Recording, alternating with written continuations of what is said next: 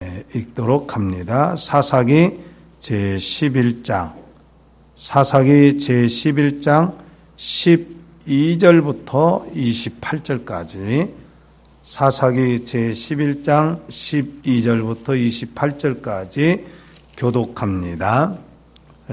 교독합니다.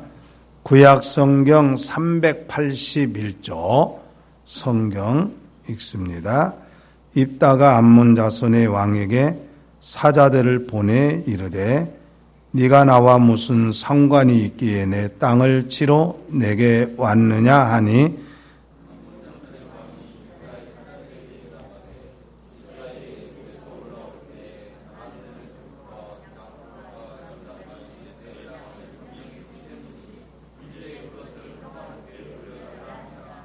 좀 한 목소리로 좀 크게 읽읍시다. 입다가 암몬 자손의 왕에게 다시 사자들을 보내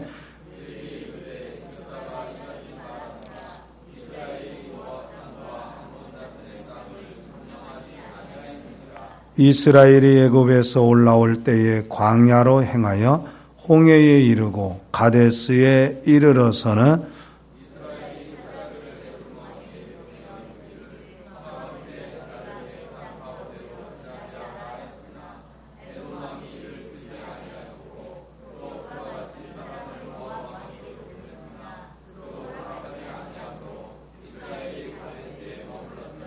그 후에 광야를 지나 에돔 땅과 모압 땅을 돌아서 모압 땅의 해 뜨는 쪽으로 들어가 이르는 저쪽에 진쳤고 아르논은 모압의 경계이므로 모압 지역 안에는 들어가지 아니하였으며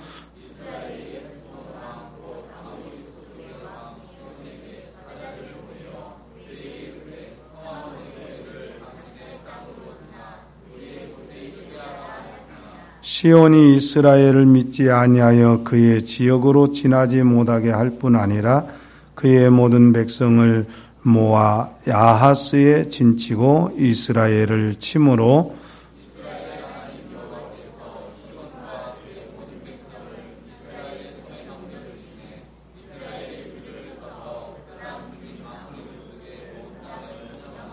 아르논에서부터 약복까지와 광야에서부터 요단까지 아모리 족속의 온 지역을 점령하였느니라.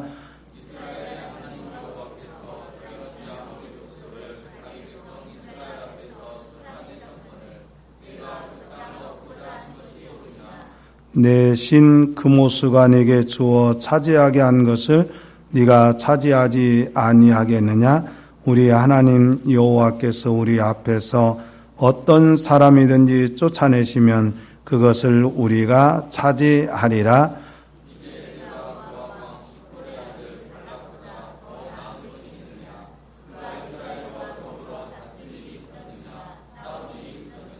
이스라엘이 헤스본과 그 마을들과 아로엘과 그 마을들과 아르논 강가에 있는 모든 성읍에 거주한 지 300년이거늘 그동안에 너희가 어찌하여 도로 찾지 아니하였느냐?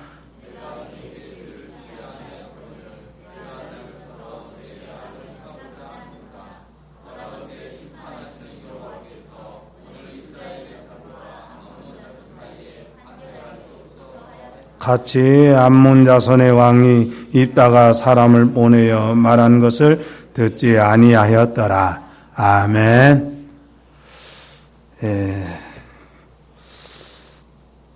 오늘은 이제 입다 사사하고 암몬 왕의 대화의 내용 속에 입다의 신앙이, 입다의 역사관이 어떻게 참 하나님 중심적인가, 이런 점에서 말씀을 드리고자 합니다. 우리가 지난주에는 입다의 출신 성문과 입다가 처한 상황에 대해서 우리가 알아봤죠. 그랬죠? 말씀을 들었죠? 자, 그런데 입다는 기생의 아들로서 형제들로부터 서러움을 당하며 살았어요. 그러니까 보통 이 기생의 아들이라는 것은 그냥 참 그 정상적인 혼인 과정을 겪지 않고 어떻게 보면은 어두움 속에서 태어난 그 아들이란 말이에요. 그러니까 사람은 사람을 평가할 때에 그 사람의 출신 성분이 어디냐, 뭐냐, 가문이 어떠냐, 그가 어떤 학교를 나왔느냐, 이런 외모를 보고 평가하기가 쉬워요. 그러나 이렇게 기생의 아들로서 태어났지만 이 입다의 가슴 속에는 하나님의 언약과 하나님의 말씀과 율법이 자리 잡고 있었던 것을 보게 됩니다. 사람은 외모를 보지만 하나님은 뭘 보십니까? 마음의 중심을 보시죠. 그렇죠? 그래서 신명기 10장 17절에 보면 너희의 하나님 여호와는 신 가운데 신이시며 주 가운데 주시요 크고 능하시며 두려우신 하나님이시라. 사람을 외모로 보지 아니하시며 뇌물을 받지 아니하신다. 여러분, 하나님이 저와 여러분의 마음을 보고 계신다는 거 믿으시길 바랍니다. 그래서 이제 이 아버지가 죽자 이제 그 입다의 이복 형제들이 입다를 쫓아내요. 그래서 망명을 간 곳이 돕당인데 이 망명 중에서도 이게 입다가 하나님의 언약 이걸 저버리지 않고 살아갔어요. 그러니까 입다가 어떻게 보면은 그 참 천박한 사람들하고 잡류가 그를 따르다 할 때 이 잡류에 대한 해석이 잘못되면 참 입다는 별변치 않게 아주 그냥 뭐 거렁뱅이 생활을 한다든지 아니면 그냥 이 불량배 생활을 했다 이렇게 오해하기가 쉬워요. 그러나 이 입다는 사회적으로 약자를 또 소외된 사람들을 돌아보고 이끌어가는 지도자로서의 삶을 살아가요. 사람은 억울하게 쫓겨나고 힘이 들 때에 낙심하기 쉽고 삶의 목적을 상실하고 아무렇게나 살아가기가 쉬워요.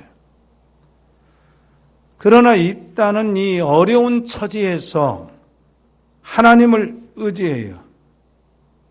놀라운 것은 그가 망명 생활이지만 지도자로서의 삶을 살아가요.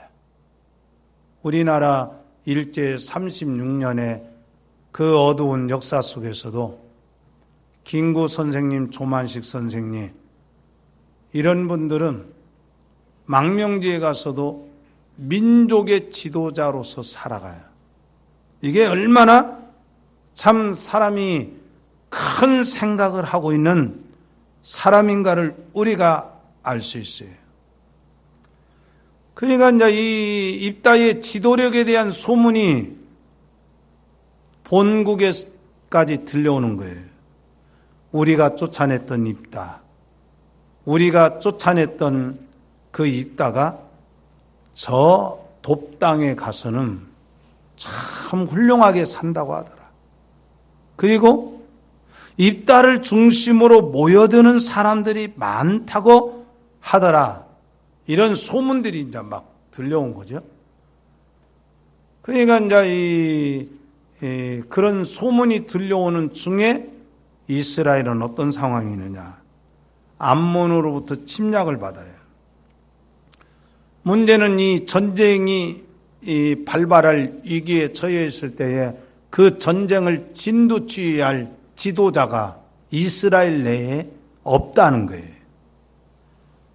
그래서 이스라엘의 장로들이 야, 위기의 때에 우리가 어떻게 이 위기를 모면하고 전쟁에서 승리할 수 있을까 해서 모여서 상의한 것이 뭐냐면 우리가 20년 전에 쫓아낸 입다를 데리고 오자.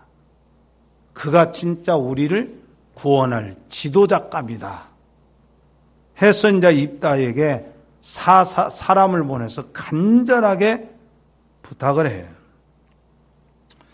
그러니까 이 입다를 청하는 장로들에게 입다가 뭐라고 밝히냐면 너희들이 오래전에 나를 쫓아내는데 내가 어떻게 그것을 믿겠느냐. 그리고 전쟁은 내 힘으로 하는 것이 아니라 우리 한번 따라서 합시다. 전쟁의 승패는 하나님께 있다. 여러분 그렇게 믿으시길 바랍니다. 마찬가지로 우리의 이 하루의 삶도 내 힘으로 이기는 것 같아도 실제적으로 우리의 신앙적인 자세는 뭐냐면 하나님 오늘 하루도 내가 영적으로 패배하지 않고 내가 인격적으로 실패하지 않고 하나님 앞에 온전하게 살아가기를 원합니다. 그러나 내 힘으로는 되지 않습니다. 이런 고백을 해야겠죠. 자, 그래서 이제 입다가 그래 내가 이제 너희들의 지도자로서 분명히 가서 싸울 것이다 하고 이제 들어갑니다. 자, 그런데 이제 이 입다가 이 암몬과의 전쟁을 어떤 수순을 밟아서 이 전쟁을 치르는가 이게 보면 입다가 이제 이스라엘로 돌아와가지고 무슨 전쟁에 나갈 군인들을 정비하고 무기를 다듬고 이렇게 하는 것이 아니라 먼저 이 입다가 외교적인 교섭을 통해서 해결하려고 그래요. 그랬어요. 오늘 이 본문에 보면 입다가 암몬 왕에게 질문을 합니다. 12절로 13절 한번 읽어볼까요? 오늘 본문 12절로 13절 시작. 입다가 암몬 자손의 왕에게 사자들을 보내 이르되 네가 나와 무슨 상관이 있기에 내 땅을 치러 내게 왔느냐 하니 암몬 자손의 왕이 입다의 사자들에게 대답하되 이스라엘이 애굽에서 올라올 때에 아르논에서부터 야복과 요단까지 내 땅을 점령했기 때문이니 이제 그것을 평화롭게 돌려달라 하니라. 자, 입다가요 이제 이 암몬 왕에게 사신을 보내잖아요. 왜 우리 땅을 침략하려고 합니까? 당신이 무슨 권한이 있습니까? 그러니까 이제 어떻게 보면은 이 입다가 느닷없이 이 암몬에 대하여서 싸우고 뭐 일전을 불사하는 태도를 취하지 않고 먼저 협상을 하는 거예요.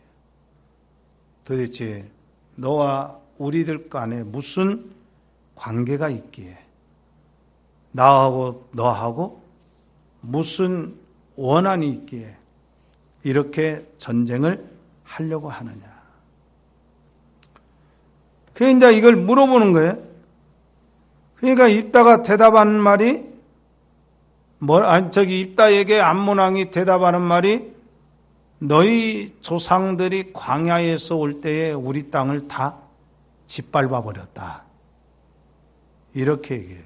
지금 300년 전의 일을 언급을 합니다. 300년 전의 일을. 그러면서 평화롭게 이 땅을 돌려달라. 그러니까 고대나 현대나 전쟁이라는 것은 땅 뺏깁니다. 그러잖아요. 영역 싸움이잖아요. 그런데 사람이 언제부터 전쟁 연습해요? 땅 뺏기 언제부터 해요? 저희들 보면 초등학교 때부터 했던 것 같아요. 병뚜껑 가지고 운동장에서 딱 쏘아서 그 끝털에서부터 자기 여기까지, 여기는 내 땅이다.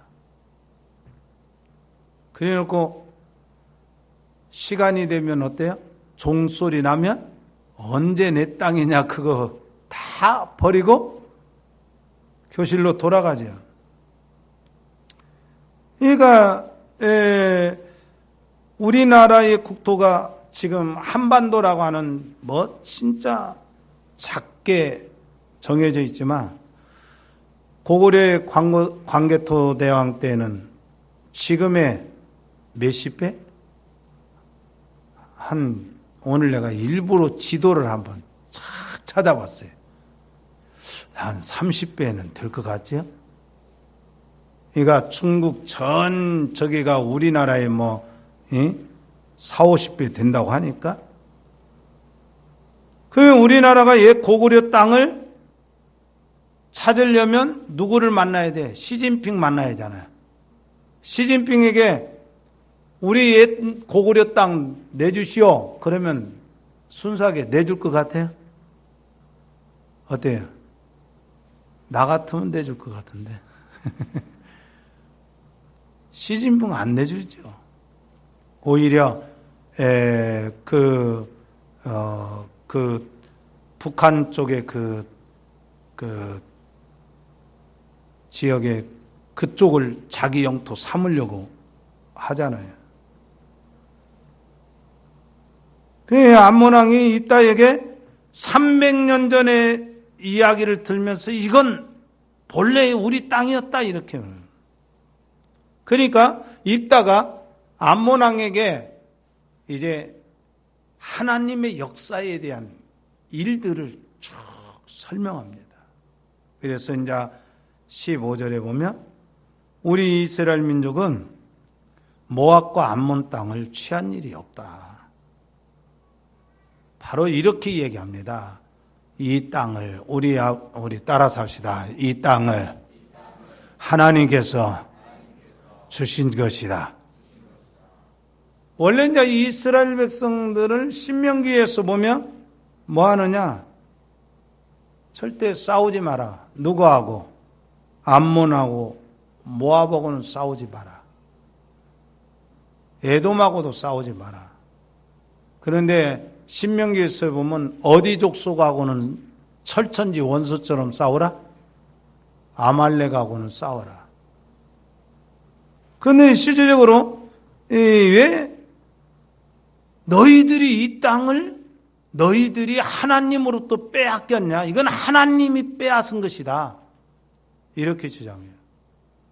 원래 이스라엘 백성들이 가데스바네에서 도착을 해서 그 암몬과 모압 지역을 지나서 이렇게 빨리 가고 싶어서 가게 해달라고 하니까 암몬과 모압이 이걸 허용을 해주지 않아요. 그래서 23절, 24절에서 입다가 이런 하나님의 역사에 대해서 이렇게 이야기하죠. 우리 한번 읽어봅시다. 11장 23절, 24절 같이 읽겠습니다. 이스라엘 하나님 여호와께서 이같이 아모리 사람을 자기 백성 이스라엘 앞에서 쫓아내셨거늘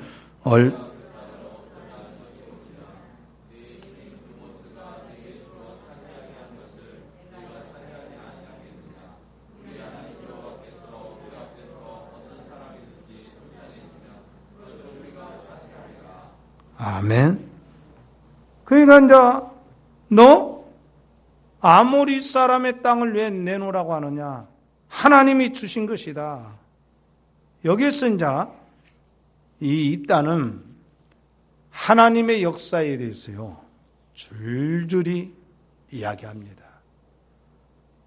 왜 입다가 이스라엘의 지도자로서 사사로서 서야 되는가? 이게 바로 역사에 대한 인식이 뚜렷했어요. 그렇지만 이 입다는 이제 전쟁을 필연코 하려면 하나님 앞에서 먼저 자기가 어떤 태도를 취하는가는 책임을 져야 돼. 하나님의 율법에 뭐라고 했고 하나님의 말씀에 뭐라고 했기에 어떻게 해야 되는 얘기예요. 그래서 이제 대의 명분을 내세워서 전쟁을 해야 되는데 보통 우리가 어떤 전쟁을 하기 위해서는 국제적으로 대의 명분이라는 걸 막 내세우잖아요. 예를 들어서 우리나라 같으면 김정은이가 이 핵실험 했다고 해가지고 미사일 쏘았다고 해서 모든 제재를 가하고 그 다음에 또 이제 북한의 개성공단을 아주 폐쇄시키고 이런 일들 보는. 그러니까 이제 이런 대의 명분을 가지고 뭔가를 해야 되는데 바로 이스라엘은 일반적인 나라가 하나님의 나라이기 때문에 하나님의 뜻이 어디에 있는가를 입다가 보고 있는 거예요. 자, 그래서 입다는 암몬의 임금이 그것을 듣고 조금이라도 반성을 하기를 바라는 거예요. 군대를 이끌고 치기에서 가까이 왔지만 그래도 하나님의 뜻을 밝히면 우리는 저 암몬이 그 전쟁을 포기하지 않겠느냐 이걸 생각하는 거예요. 그러면 왜 입다는 명분이 이렇게 중요한가? 명분을 왜 쌓는가? 왜 이런 대의 명분이 중요한가? 이것은 입다가 개인적인 지략이 뛰어나서가 아니라 하나님의 율법에 모압과 암몬과 에돔에 대해서 치지 말라는 율법을 알고 있어요. 참 이게 중요한 거예요. 우리 한번 따라서 합시다. 말씀을 알아야 말씀으로 명분을 찾습니다. 그러니까 우리가 어떤 일을 해더라도 내 개인적인 혈과 육으로 막 하는 게 중요한 것이 아니라 하나님의 율법은 뭐라고 말했고 하나님의 말씀은 뭐라고 했는가? 전쟁을 해야 되느냐 하지 말아야 되느냐 피해야 되느냐 이런 것들의 모든 답은 나의 지략에 있는 것이 아니라 하나님의 율법에 뭐라고 말했는가? 우리 한번 신명기 2장을 찾아보도록 합시다. 신명기 2장 18절 19절.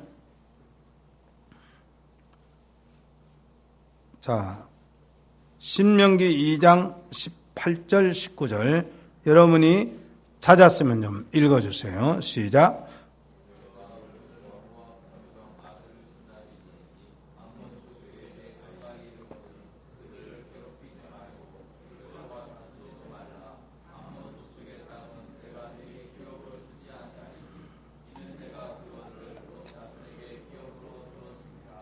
아멘. 원래는요, 이 땅이요, 아낙 자손이 살던 곳이에요. 우리가 잘 아는 대로 아낙 자손이라는 것은 어떤 사람들이요? 힘이 장사죠. 그게 누가 이길 수가 없어요. 근데 하나님께서 롯의 딸들과 롯과의 관계에서 태어난 모압과 암몬을 족속을 뭐냐? 그래도 하나님께서는 롯을 생각해서 그 후손들을 생각한 거예요. 그러니까 어찌 보면은 이스라엘 백성들하고는 무슨 관계입니까? 같은 언약적 관계에 있는 사람들이에요. 그런데 하나님께서 이 암몬 족속들에 대해서 이렇게 율법에 명할 만큼 롯의 자손들에 대해서 끔찍하게 생각을 하는 거예요. 그러니까 너희들 절대 모압과 암몬에 대해서 싸우지 마라. 막무가내로 정복하지 마라. 이건 세상 나라와는 너희는 분명히 다르다 이거예요. 우리가 세계사를 보면 세상의 정복자들은 어떻게 했어요? 힘이 생기면 가차없이 주변 나라를 정복하잖아요. 약수민족을 짓밟잖아요. 그래서 우리가 서양에 보면 로마의 시저, 알렉산더 대왕, 그 다음에 근대의 나폴레옹, 그 다음에 우리가 잘 아는 대로 느부갓네살, 이런 사람들 힘만 생기면 다 약수국가들 지배를 해. 그 학살을 해. 그런데 동양에서는 동양의 그 정복자로서 유명한 사람이 누굽니까? 몽골의 징기스칸이에요. 그래서 징기스칸이 이 지배한 땅은요, 어떤 제국보다 더 넓게 땅을 지배했다고 그래요. 징기스칸이 그렇게 무참히도 다 죽이고 정복하고 그런 힘으로 그래요. 그러나 하나님의 나라는 이스라엘은 세상의 왕처럼, 세상의 나라처럼 다른 민족을 짓밟고 정복하는 나라가 아니다. 이것을 율법에서 명시해요. 그러니까 성경에 나오는 전쟁에 대해서 우리가 잘못 오해를 해서는 안 됩니다. 하나님께서 가나안 땅의 7 족속을 물리치라, 이걸 볼 때에 우리가 전쟁을 할 때에 합리화시키고 무조건 힘의 법칙으로 다른 민족을 지배하고 그래서는 되겠느냐. 우리가 중세에 일어났던 그 십자군 운동은 철저하게 기독교 역사 속에 잘못된 전쟁 중에 하나예요. 그러니까 십자군 전쟁이라는 것을 빙자로 해서 얼마나 많은 양민들을 많이 죽였어요. 오늘날의 그 무슬림 IS가 참 가차없이 기독교인들 뿐만 아니라 양민들을 그렇게 처참하게 죽이는데 그게 하나님의 뜻이라는 말인가요? 아니잖아요. 하나님은 그렇게 하지 않는단 말이에요. 분명한 것은 뭐예요?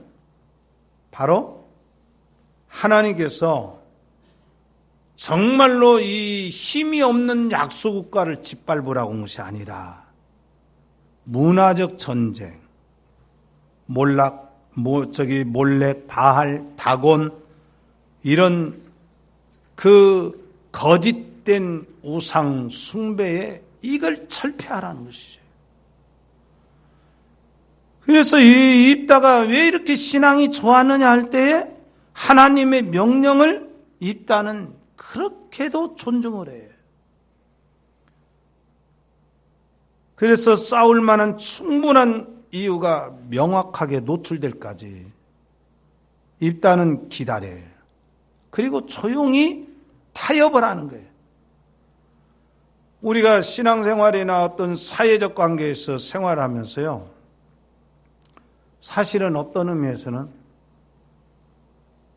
너그러운 대화를 잘 할 수 있어야 돼요. 항상 다른 사람들과 설득력 있게 하나님의 나라에 대해서 이야기할 수 있어야 돼요. 그런데 늘 만나면 논쟁하고 싸우고 그리고 늘 마음을 갈라놓고 이런 저기는 하나님의 백성으로서의 자세가 아니라는 거죠. 특히 이제 이따가 하나님께서 일찍이 이스라엘 백성에게 주신 명령을 주의해서 생각을 하는 거예요. 모든 군인이 사망하고 백성 중에서 진멸된 후에 여호와께서 내게 일러 가라사대 네가 오늘 모압 변경 그 아르를 지날지니 암몬 족속에게 가까이 이르거든 그들을 괴롭게 마라. 그들과 다투지 말라. 암몬 족속의 땅은 내가 네게 기업으로 주지 아니하리니 이는 내가 그것을 롯 자손에게 기업으로 주었습니다. 이렇게 말해요. 자, 기생의 아들로 태어나서 사람들에게 손가락질 받은 이 입다란 말이에요. 그런데 더군다나 아버지 죽자마자 형제들에 의해서 쫓겨나서 돕당의 망명 생활을 하는 이 입다의 가슴 속에는 너무 놀라운 그 영적 에너지를 품고 살아갔어요. 사람이 아무리 천박한 곳에 내 던져진다 할지라도 내 안에 예수 그리스도의 그 십자가의 복음을 갖고 살아가면 우리는 영적 에너지가 건강하게 매일같이 솟아나요. 그래서 이 입다가 하나님의 뜻에 의해서 자기 현장에서 하나님의 뜻을 귀하게 붙들고 살아가요. 그런데 놀라운 것은 하나님께서 이 입다를 버리지 않고 입다를 위기의 때에 이스라엘을 암몬과의 전쟁에서 이제 건져내기 위해서 딱 픽업했을 때 입다가 갖고 있는 지도력이 그냥 인간적인 처세술이 아니라 그 안에 있는 율법에 대한 내용, 말씀이었다는 거예요. 우리가 자녀들에 대해서 어떻게 교육하느냐 하는 것은 어차피 우리는 두 교육 체계에서 늘 갈등합니다. 하나의 체계는 세상의 교육, 학교의 교육 시스템. 그렇지만 학교의 교육 시스템이라는 것은 우리 자녀들에게 절대 미래를 보장해 줄 수 있는 그런 건 아니란 말이에요. 우리가 부모로서 기도하면서 자녀를 위해서 꼭 기억하고 살아야 할 것은 뭐냐? 우리 자녀들에게 심어줄 것은 하나님의 율례와 법도의 말씀을 심어줄 수밖에 없다. 그러면 그가 어디 가든지 설령 부모를 떠나서 혼자 살든지 간에 그 안에 있는 영적 에너지를 갖고 험악한 세상을 이기며 능히 승리하는 자녀들이 되는 거예요. 그러니까 나의 잔소리로, 부모의 잔소리로 자녀가 잘 되는 것이 아니라 내가 하나님을 섬기는 그 내면적인 말씀의 실천과 그 말씀을 붙들고 살아가면 그것이 자녀에게 승리의 길로 자연스럽게 안내되어진다는 것이죠. 그런 점에서 우리는 우리의 대적이 누군가를 혼동하지 말아야 돼요. 입다는 그걸 분명히 알았어요. 암몬은 우리가 쉽게 막 짓밟아 버려야 될 민족이라고 생각하지 않아요. 다만 암몬의 왕이 고집을 피울 때, 그리고 우리 민족을 정말 침략할 때 그때 가서 싸우겠다 이거예요. 특히 이제 하나님의 말씀을 통해서 하나님의 역사를 이야기해 줬을 때 그가 그 말씀 앞에 자기 자신을 내려놓고 형제구나, 이게 하나님의 언약의 그 형제의 자손들이거나 후손들이거나 이렇게 생각하고 싸우지 않았더라면 이 전쟁은요 피 흘리지 않고 평화롭게 끝났을 거예요. 그런 점에서 우리는 우리의 대적이 누군가를 혼동하지 말아야 해요. 지금 북한의 김정은 정권에 대해서 우리 민족이 잘 대처를 해야 합니다. 먼저 우리나라는요, 남한은 북한보다는 힘이 있는 나라예요. 우리가 먼저 북한을 치면 안 됩니다. 왜 그런지 아세요? 김정은이 혼자보다 더 중요한 게 북한 동포들이에요. 북한은 일본과 달라요. 우리가 일본과는 한 나라를 이룰 수가 없어요. 중국도 마찬가지고 미국도 마찬가지예요. 일본, 중국, 미국은 우리를 자기의 속국으로 만들려고 해요. 그러나 북한은요, 통일을 해야 될 같은 민족이라는 거예요. 그렇다면 우리는 어떻게 해야 되느냐? 이 시점에서 정말 우리가 하나님의 뜻을 구하는 사람들로 우리가 정말 북한을 생각한다면 우리도 미국의 힘을 빌려서 대포를 쏠 생각을 하지 말고 북한 동포를 위해서 기도를 해야 됩니다. 눈물로 기도를 해야 됩니다. 그것이 바로 우리가 분별해야 될 이 시대의 전쟁관이라는 거예요. 또 하나는 우리의 대적은 문화적 전쟁입니다. 에베소서 6장 12절을 보면 우리의 씨름은 혈과 육을 상대하는 것이 아니에요. 통치자들과 권세자들과 이 어둠의 세상 주관자들과 하늘에 있는 악의 영들을 상대한다고 그랬어요. 그래서 우리는 끊임없이 나의 대적이 누구냐 할 때 문화적 전쟁이라는 것을 알아야 되고, 이 문화의 중심이라는 것은 뭐야? 악의 영들과의 싸움이라는 거예요. 얼마나 악한 영이 우리 사회를 지배하면 자기가 낳은 자녀를 어떻게 때려도 그렇게 무지막지하게 때립니까? 어떻게 자기는 먹어가면서 자녀들은 굶겨서 죽여요? 어떻게 자기들은 따뜻한 방에서 자면서 자녀들은 그렇게 차가운 곳에 내던져요? 이게 바로 뭐냐면 인간에 대한 존엄성이 하나님 없음 그 순간부터 뭐야? 사람은 악의 영의 지배를 받기 때문에 악해지고 사나워지고 이런 것을 우리가 보게 돼요. 지금 우리나라에 밀려오는 또 하나의 이슬람 문화, 이게 우리 영적 싸움이에요. 이슬람이 몰려오면 돈이 몰려오는 것이 아니라 이제는 피비린 나는 살육이 몰려와요. 또 하나는 다원주의가 우리의 영적 대적자들이에요. 다원주의 수장이 로마 가톨릭 교회의 교황이에요. 여러분, 로마 가톨릭은 얼마나 위장술이 뛰어난지.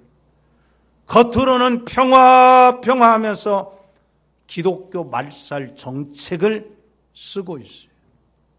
그게 뭐냐?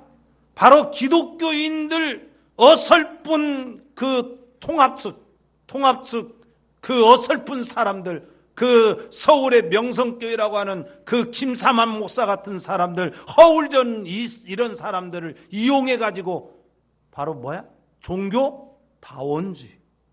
이걸 꿈꿔서 기독교 자체를 폭삭 주저앉게 하려고 한다.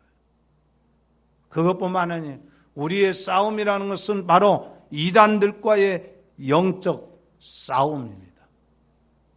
사랑하는 성도 여러분, 입다처럼 우리가 그 영적 전쟁에서 올바른 선택을 하려면 내 안에 뭐가 있어야 됩니까?